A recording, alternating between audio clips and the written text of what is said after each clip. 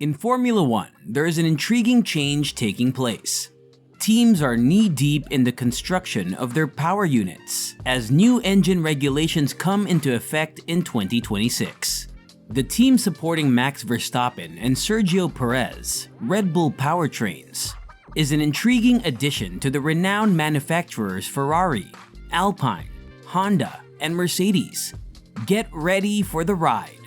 Engine development is a field in which Red Bull Powertrains has no prior experience. Naturally, they next turned to employing seasoned professionals, some of whom were Mercedes employees. Given that both Red Bull and Mercedes are situated in England, it is not surprising that a number of employees from the Brackley-based team have been recruited to assist Red Bull as they start the process of developing their own powertrains. The new regulations for 2026 are designed to make Formula One even more environmentally friendly, while fostering innovation in the auto industry as a whole to benefit the planet as a whole in the fight against global warming. The rules will try to guarantee the following.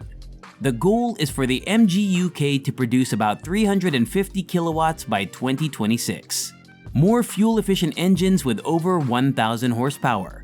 In 2026, F1 wants each car to use just 70 kilograms of gasoline during a Grand Prix, down from 100 kilograms in 2020. Cheaper engines encourage more auto manufacturers to participate in the search for creative solutions, and there will be an engine-specific cost cap. There won't be any new carbon released into the atmosphere from fossil fuels. Even though they are still a way off from being implemented, the new laws have already had a tremendously good effect on the sport. Ford has teamed with Red Bull on its 2026 engine.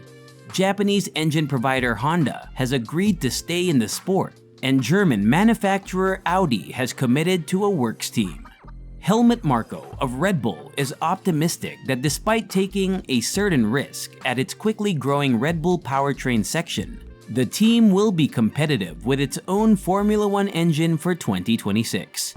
Marko responded that Red Bull is now on the plan, with engines already being constructed and the ERS division scheduled to be finished in 2 months, when asked how Red Bull Powertrains is developing. Since the middle of last year, 6 test benches have been operating in the main facility, he said. We've already finished more than one engine. The improvements are undeniable. It's just a matter of how an engine is developed. We are perfectly on time because an extension of the ERS activities is currently being built and should be finished in 1 to 2 months. As the market becomes more competitive due to Audi's entry as Sauber's potential engine partner, Marko continued, Red Bull is still adding personnel for RBPT. He acknowledged that Andy Cowell, a former Mercedes engine chief who chose against joining, had also been contacted by the team. In a news conference at the Austrian Grand Prix, Horner expressed his worries about the effects the 2026 regulations will have on car performance and racing, amid rumors that F1 teams have been pressing the FIA about this issue. Teams are worried that the combustion engine and electric power may not create enough energy for vehicles to be able to run at full throttle for an entire lap, according to Autosport. The head of Red Bull, whose team has won all 9 races as well as both sprint races this season, claims that just a 5% shift in favor of combustion and away from electrical power might eliminate the possible problem. The ratio of combustion power to electrical power is something to which, in Horner's opinion, we should give immediate attention before it's too late. We need to make sure that we're not building a technical Frankenstein, which will require the chassis to compensate to such an extent with movable aero and reduce the drag to such a level that the racing will be affected, and that there will be no tow effect and no DRS because, in essence, you're running like that at all points in time, said one engineer. Additionally, because of these engines' properties, a combustion engine cannot function as a generator to recharge a battery. We still have 2.5 years, and I believe that if there is a minor correction, the chassis may be given a better platform. Otherwise, we will endeavor to accommodate those concessions in the chassis regulations that are still being established and committed to. You must approach the situation holistically, considering both the technical aspect and, most significantly, what F1 is. F1 must have a wheel-to-wheel competition. I know the FIA is taking it seriously and they're watching it very closely as the simulations get better. We can't afford to lose that challenge and have drivers downshift on the straights to regenerate batteries, remarked Horner. In response to Horner's remarks, Wolff didn't mince words and stated there was zero chance the rules would alter. That's not going to happen. Zero chance. Capital letters, stated Wolff. So I'm puzzled as to why these issues even arise.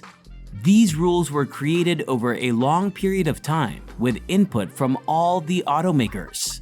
The ideal scenario from Formula One was reached when Honda agreed to continue in the sport in exchange for Audi's eventual entry. The Red Bull Powertrains section will introduce its first engine in 2026. Up to that point, they have been using a Honda power unit. Horner's remarks, according to Wolff, may have been prompted by Red Bull's difficulties in the engine development process.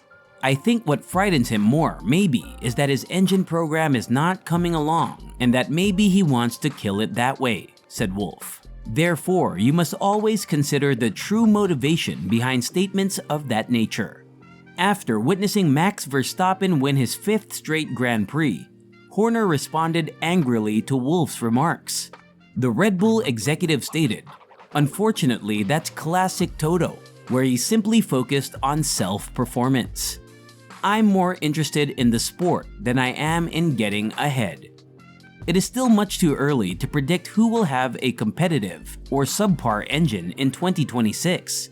From a sporting perspective, I think the most crucial issue is that we all have a shared obligation to cooperate with the FIA and the commercial rights holder to make sure the final product is as good as it can be. If it isn't, we all have failed. When asked if Wolff's claim that new brands had entered the sport as a result of changing the rules was valid, Horner replied, "The rules are a hybrid of what was originally intended. And of course, it's only after you work through a set of rules that you find out where their limitations are. I believe the FIA is acting very responsibly in carrying out its due diligence, and I believe certain teams have views that are very similar to our own. They have a strong squad, and I believe they are cognizant of the difficulties." Alex Albon no longer has Red Bull's logo on the side of his helmet, severing any ties with the company. He continues to be connected to the Uvidia family, who owns 51% of Red Bull. There are a few sponsors that he has that are associated with the Uvidia family and their other well-known tie firms. Alex Albon, finishing 7th in a Williams, even if it was 20 seconds behind Perez in a Red Bull, even though Perez had an additional pit stop, and still behind Perez in a Red Bull in 6th, wasn't lost on anyone, including Horner, because Alex is no longer in the Red Bull camp.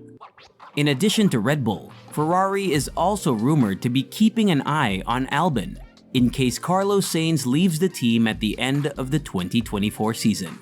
Albon, according to Williams team president James Vowles, is the ideal comparison for Logan Sargent, a rookie in 2023. Although Vowles claims that the Thai British driver is assisting the young American in a number of ways, he is also performing far better than the rookie.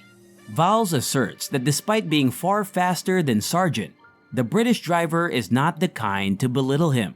Vowles claims that Alex Albon is instead assisting Sargent in becoming familiar with the Williams F1 vehicle. Will Red Bull's powertrain affect the game this season? Please share your opinions with us in the comments section below. Don't forget to subscribe to our channel and turn on the post notification to stay updated. Until next time, stay healthy. See you all.